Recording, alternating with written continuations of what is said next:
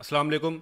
Welcome to career 360। दोस्तों, आज की वीडियो है DSC 6020 के बारे में। डीसी का कंट्रोलर है 6020, जिसको 6020 भी कहते हैं।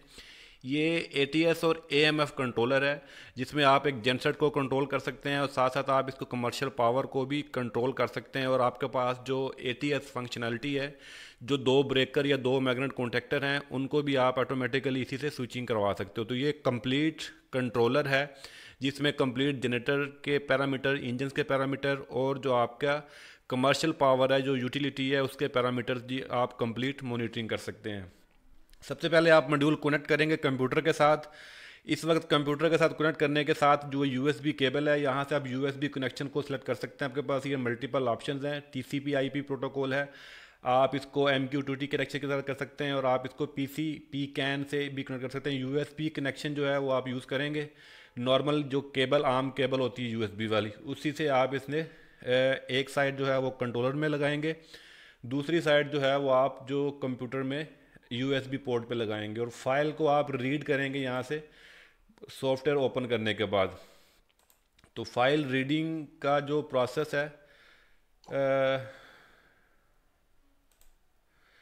रीडिंग का प्रोसेस जो वो स्टार्ट हो जाएगा, तो ये फाइल जो है कंप्यूटर जो है उसको रीड कर लेगा। अभी आपके सामने लाइव कंट्रोलर आ चुका है, जो कि कनेक्टेड है एक कंट्रोलर के साथ, एक जेनसेट के साथ कनेक्टेड है इस वक्त। और जो है हम इसकी कॉन्फ़िगरेशन की जो मैं बेसिक सेटिंग्स और बेसिक रिक्वायरमेंट जो है वो आपको एक्सप्लेन करूँगा कि कैसे आप किसी भी जेनसेट का जो कंट्रोलर है डीप सी की फैमिली का, चाहे 6020 हो या 6120 हो या आपका वो 6220 कंट्रोलर हो, हर कंट्रोलर में कुछ डिफरेंट पैरामीटर्स, कुछ डिफरेंट फीचर्स होते हैं अकॉर्डिंग टू एप्लीकेशन और रिक्वायरमेंट के हिसाब से। तो सबसे पहले ये कंट्रोलर मॉड्यूल की ऑप्शन में आप एप्लीकेशन पर आएंगे। एप्लीकेशन में आप कन्वेंशनल इंजन टाइप जो है वो चूज़ कर सकते हैं, क्योंकि ये कंट्रोलर कैन अनेबल्ड नहीं है, यानी इस कंट्रोलर में कैन की ऑप्शन नहीं है। आपको ये कैन अनेबल्ड भी मिल सकता है। दो ऑप्शंस होती हैं जब आप 6020 को चूज़ करते हैं, तो एक आपको MPU ऑप्शन मिलती है, एक आपको कैन ऑप्शन मिलती है। तो अगर आप यहाँ देखें तो यहाँ पर आपको 6020 MPU V2.1 लिखा हुआ है। अगर ये कैन होता तो यहाँ पर 6020 कैन लिखा होना था। तो ये MPU की ऑप्शन है। तो दो ये मेजर डिफरेंस है। MPU वाला कैन के साथ कनेक्टिविटी नहीं कर सकता और कैन वाला जो है वो आपका MPU के साथ कनेक्टिविटी नहीं कर सकता। तो ये दोनों डिफरेंट वेरिएंट हैं।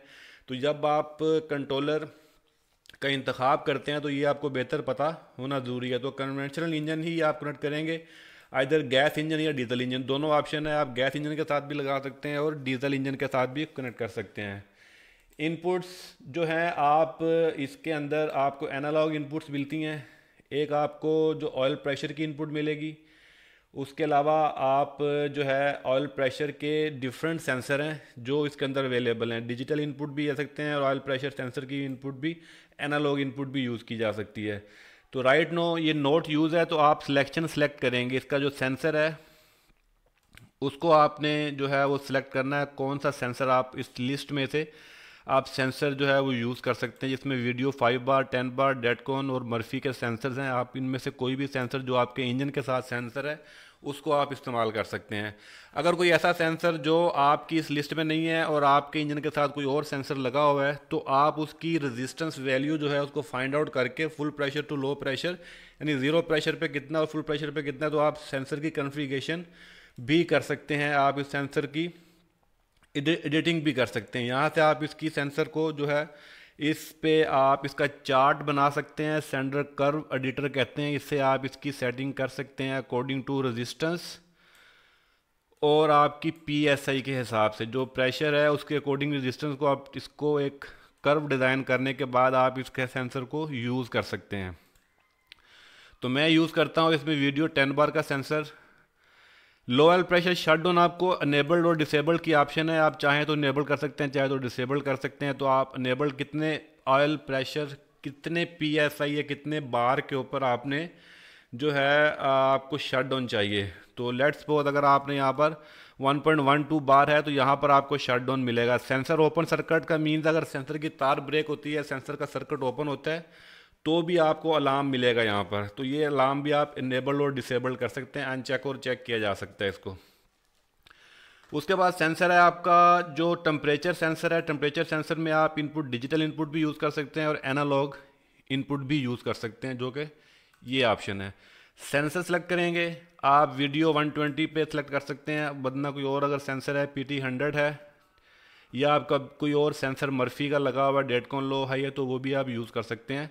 नॉर्मली तौर पर जो है वो वीडियो 120 सेल्सियस का सेंटीग्रेड जो इंस्टॉल होता है जेनसेट के साथ।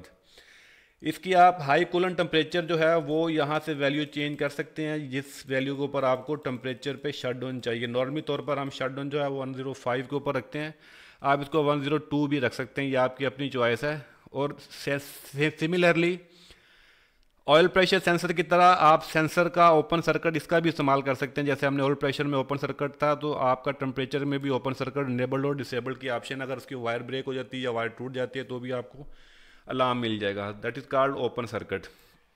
उसके बाद इनपुट सी फ्लेक्सिबल सेंसर है, इसको आप जो है वो परसेंटेज सेंसर के लिए इस्तेमाल कर सकते हैं।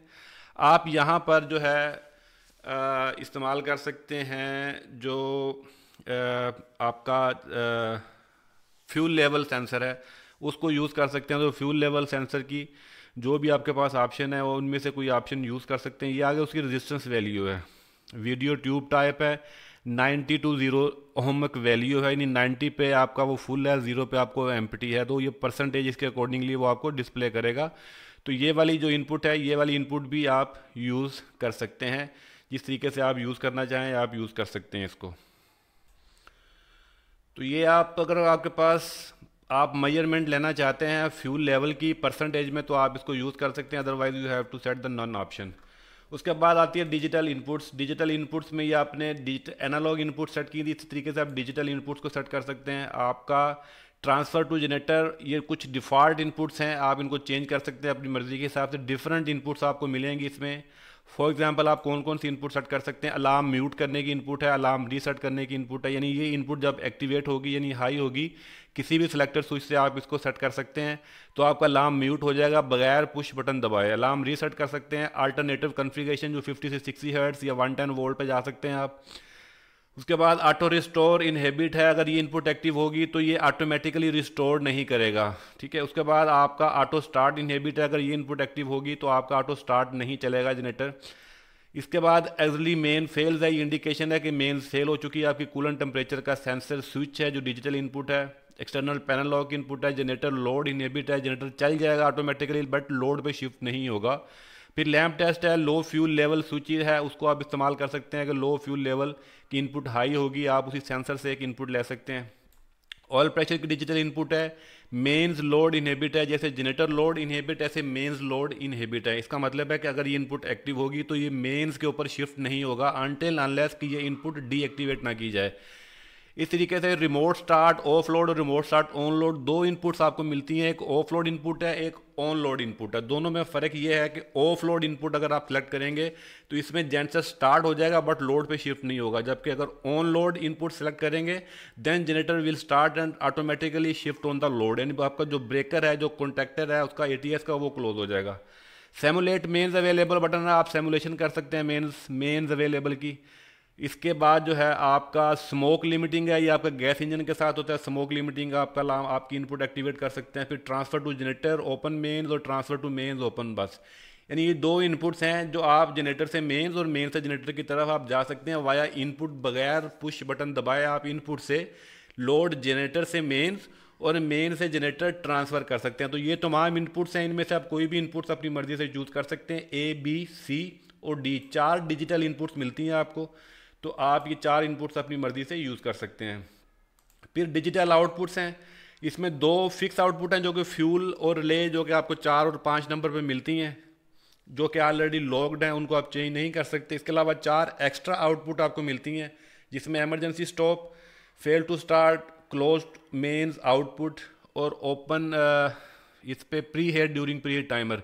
ये डिफ़ॉल्ट आउटपुट्स हैं बेसिकली, आप इनको नोट यूज़ कर सकते हैं। अभी मैं आपको जो है तमाम आउटपुट्स के बारे में बताता हूँ। बेसिकली ये आउटपुट्स किस मकसद के लिए हैं। 4 डिजिटल आउटपुट्स मिलेंगी आपको, एंड अभी ये नोट यूज़ हो चुकी हैं तमाम, ठीक है। आउटपुट कौन कौन सी हैं, ये आपका ऑडियोएबल अलार्म की आउटपुट आप ले सकते हैं, यानी ये आउटपुट आपको जब भी कोई आपने अलार्म बजर लगाना है तो इसके आगे आप ऑडियोएबल अलार्म लगा सकते हैं। कोई भी अलार्म अकर्ड होगा तो आपका जो बजर है, जो बीपर है, वो आपका ऑन हो जाएगा। बैटरी हाई वोल्टेज की आउटपुट मिल सकती है, अगर बैटरी लो वोल्टेज हाई होंगे तो वो मिल जाएगा।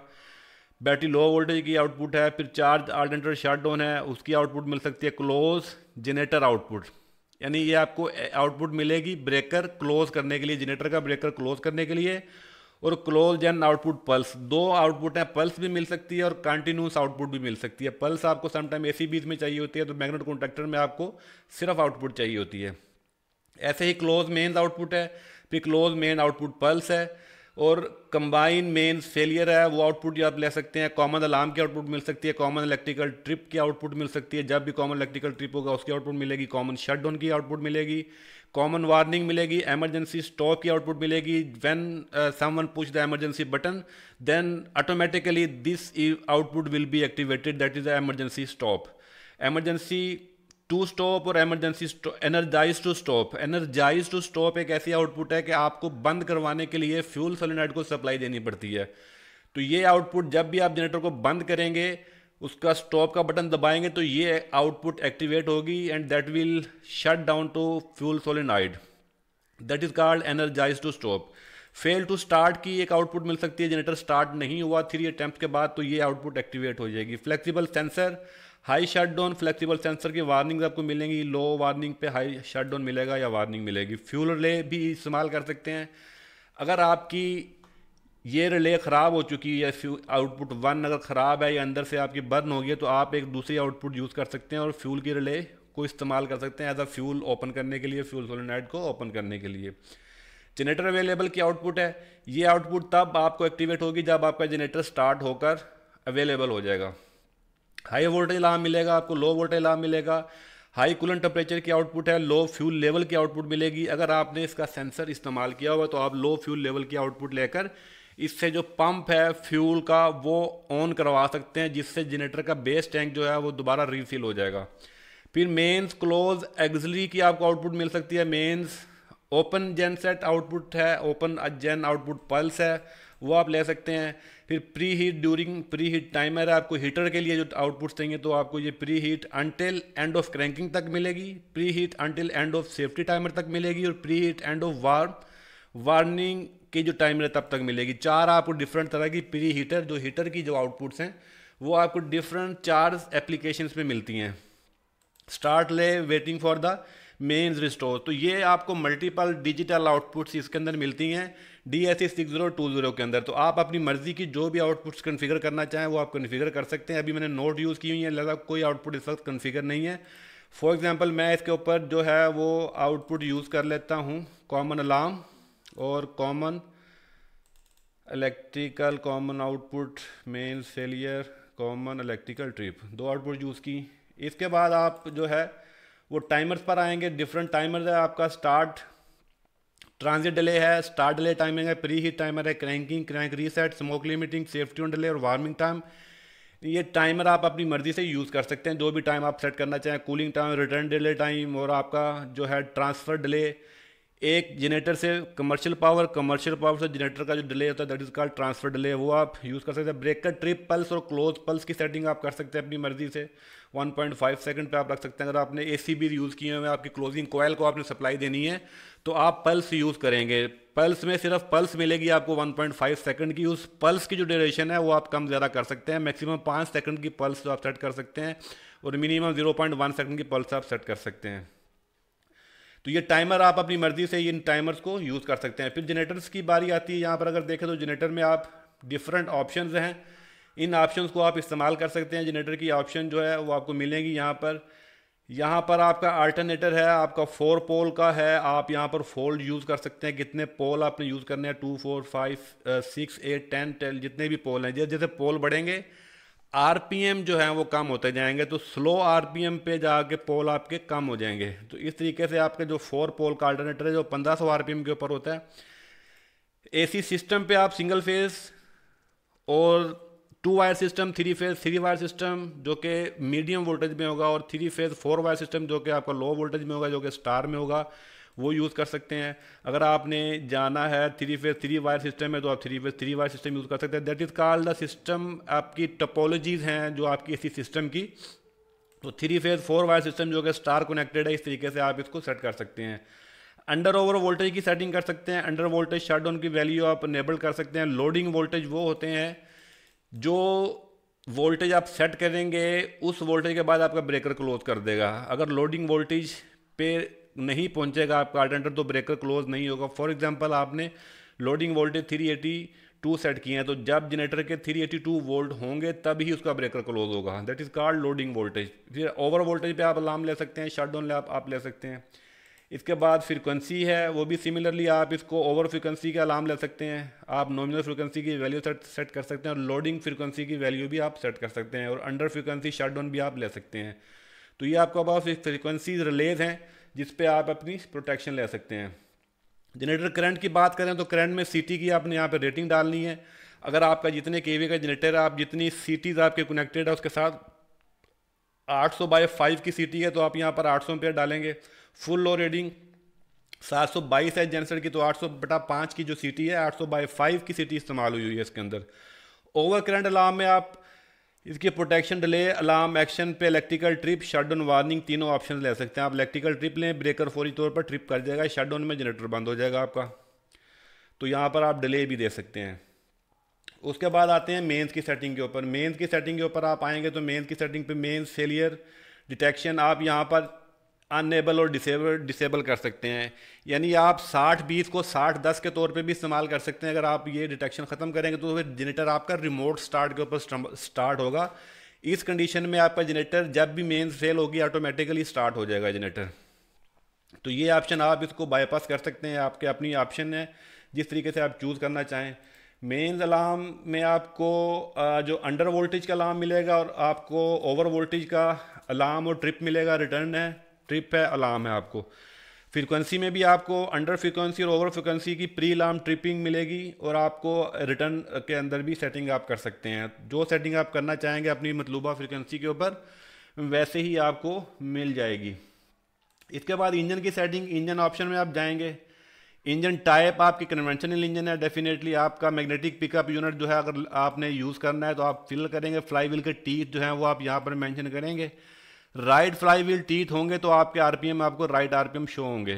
तो आप अनचेक करना चाहें, नहीं यूज़ करना तो आपकी ऑप्शन है। स्टार्ट टैंप ऑटोमेटिकली कितनी दफ़ा स्टार्ट करेगा, 3 टैंप्स नॉर्मली तौर पर डिज़ाइन होती हैं, आप इसको 2 भी कर सकते हैं। फिर ये गैस इंजन के टाइमर्स हैं, ये अभी आप अगर गैस इंजन सेट करते हैं शुरू वाले पेज में, तो ये बटन जो है एक्टिवेट हो जाएंगे। Crank disconnect on oil pressure, जैसे ही आपका ऑयल प्रेशर पे डिस्कनेक्ट करना चाहेंगे तो ये ऑप्शन यूज़ कर सकते हैं। इसके अलावा आप जो है वो इंजन की ऑप्शन में जब आप यूज़ करेंगे, जनरेटर फ्रीक्वेंसी के ऊपर आप लेंगे तो 20 हर्ट्ज़ के ऊपर आपकी क्रैंक डिस्कनेक्ट हो जाएगा। स्पीड सेटिंग है, इस पे आप अंडर स्पीड और ओवर स्पीड की सेटिंग आप इस पे कर सकते हैं। इनेबल्ड और डिसेबल्ड की जा सकती है, क्योंकि आपकी ये बटन इसलिए काम नहीं कर रहे कि आपने एमपीयू की ऑप्शन जो है वो जब आप ये सेलेक्ट करेंगे तो ये बटन भी आपके एक्टिवेट हो जाएंगे। देखा, तो अगर आप इसको अनचेक कर देंगे तो आपकी स्पीड सेटिंग के बटन ऑटोमेटिकली डीएक्टिवेट हो जाएंगे। प्लांट बैटरी, यानी जो बैटरी के अंडर ओवर वोल्टेज की सेटिंग है वो आप यहाँ पर कर सकते हैं। चार्जर अल्टरनेटर की सेटिंग कर सकते हैं।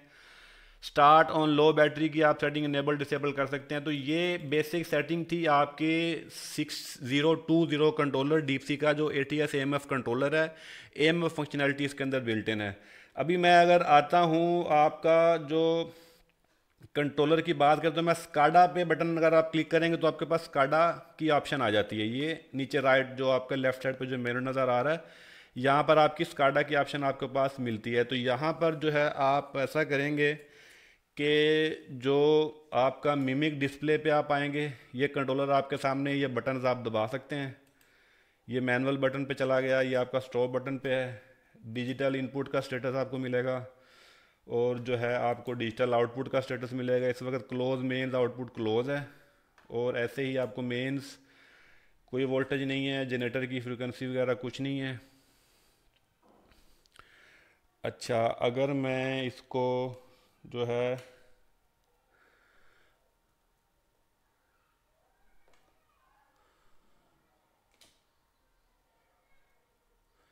बात करते हैं मेंस की, तो यहाँ पर मेंस पे आते हैं, तो मेंस पे आप देखेंगे ये मेंस पे आपको वोल्टेज मिल रहे हैं।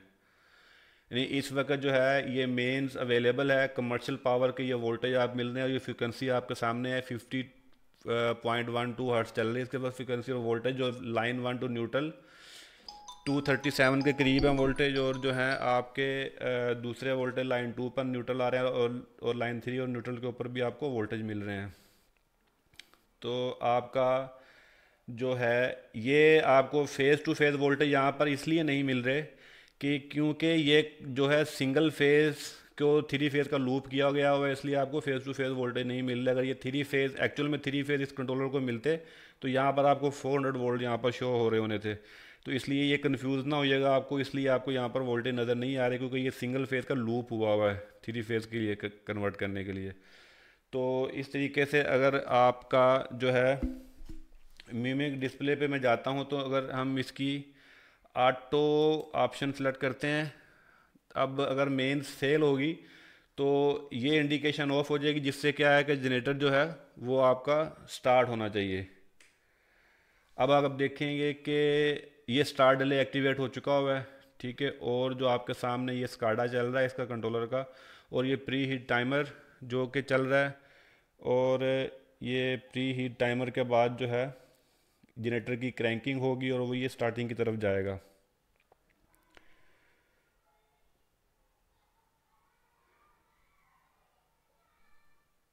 क्रैंकिंग ऑन इसकी हो चुकी है, और ये इस वक्त आप देखें कि सेफ्टी ऑन डिले चल चुका है, जनरेटर जो है वो स्टार्ट हो चुका है और सेफ्टी ऑन डिले जो है वो इस वक्त ख़त्म होने वाला है, और जो है ये ऑन लोड हो चुका है। ये जनरेटर जो है आपका इस वक्त ये एलईडी आपकी ऑन हो चुकी हुई है, इसलिए जनरेटर आपका ये लोड पर आ चुका हुआ है। ये दोनों एलईडीज आप देखें कि ऑन हो चुकी हैं, और रनिंग ऑन लोड इस वक्त स्टेटस चल रहा है आपके पास, जिसमें आप डिजिटल आपकी आउटपुट्स, ये फ्यूल की आउटपुट देखें आप क्लोज है, इसलिए कि क्योंकि जेनसेट जो है वो रनिंग ऑन लोड है और चल रहा है, इसके ऊपर लोड पे चल रहा है, जनरेटर का कंडक्टर जो है वो क्लोज है, इसलिए फ्यूल रिले जो है वो क्लोज है। जनरेटर की मैं फ्रिक्वेंसी की बात करूं तो आपको ये जनरेटर की फ्रिक्वेंसी मिल रही है, जनरेटर के आपको वोल्टेज नज़र आ रहे हैं।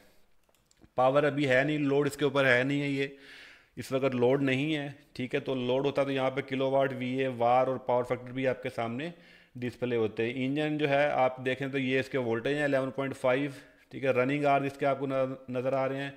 नंबर ऑफ स्टार्ट्स हैं, स्पीड इसकी आरपीएम आपको 1509 यानी 1509 जो है वो इसकी आ रहे हैं। टेम्परेचर को सेंसर एक्टिवेट नहीं किए हुए, इसलिए वो वाली ऑप्शन आपको नहीं मिल रही है। अलार्म में आपको कोई अलार्म होगा एक्टिवेट तो यहाँ पर आपको अलार्म मिल जाएगा। तो ये जो है अब बेसिक जो थी कंट्रोलर की कॉन्फ़िगरेशन थी, वेरी सिंपल होता है। इसकी हार्ड वायरिंग जो वायरिंग कनेक्शंस हैं वो भी मैंने एक वीडियो बनाई हुई है, जिसके ऊपर आप जाकर आपको डिटेल इन्फॉर्मेशन मिल सकती है कि किस तरह का वायरिंग इसकी करनी है, कनेक्शन डायग्राम इसकी आपको मिल जाएगी, कौन सी रिलेज और कौन से प्रोटेक्शन जो ब्रेकर और फ्यूज़ जो लगाने हैं वो तमाम इन्फॉर्मेशन जो है आपको एक दूसरी वीडियो में मिल जाएगी, जिस पे आप इसकी वायरिंग वगैरह के कनेक्शन डायग्राम और इसकी इंस्टॉलेशन के हवाले से मिलेंगे। ये थी कॉन्फ़िगरेशन के हवाले से वीडियो। ये कॉन्फ़िगरेशन आप इसके फ्रंट पैनल से भी कर सकते हैं, यहाँ से बटनों से भी कर सकते हैं, और आप इसको सॉफ्टवेयर से भी कर सकते हैं। सॉफ्टवेयर में क्योंकि बहुत सारी जो ईज़ होते हैं, बहुत सारी आसानियाँ हैं, बहुत सारी चीज़ें आपके सामने चलती हैं, तो ये स्काडा वाला फीचर भी आप यहाँ से इस्तेमाल कर सकते हैं। जनरेटर आपके सामने लाइव चल रहा है इस वक्त, लाइव ऑन लोड आपके पास आ रहा है। तो अब अगर इस कंडीशन में अगर मेंस आ जाएगी तो ये ऑटोमेटिकली जो है रिस्टोर कर देगा। अब देखते हैं अगर मेंस आती है तो क्या होता है। अब देखें ये रिटर्न डिले पे चला गया है, और मेंस जो है वो रिटर्न डिले और मेंस की ये लाइट ऑन हो चुकी है, ठीक है। और जनरेटर जो है वो रिटर्न डिले पर है, इसके बाद ये ऑटोमेटिकली शिफ्ट हो जाएगा इसके ऊपर, जेनसेट टू मेंस की तरफ ये वापस शिफ्ट हो जाएगा।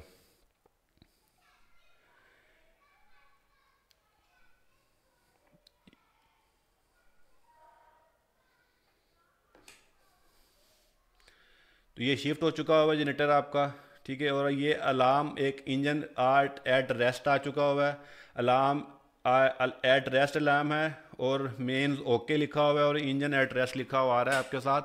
और ये जो है आप देख रहे हैं कि एक जनसेट वापस जो है वो इजीली ट्रांसफ़र हो चुका हुआ है कमर्शियल पावर के ऊपर। तो ये एक ATS में फंक्शनैलिटी होती है 6020 के अंदर, ये बिल्टन जो फीचर हैं। उम्मीद करता हूँ कि इस वीडियो से आपने बहुत कुछ जो है वो लर्न किया होगा। मीनवाइल कुछ और इन्फॉर्मेशन चाहिए किसी भी कंट्रोलर के बारे में, किसी भी इंजन या जेनसेट के हवाले से, विदाउट एनी हेजिटेशन आप कांटेक्ट कर सकते हैं, कमेंट सेक्शन पे कमेंट कर सकते हैं। I will reply you as soon as possible.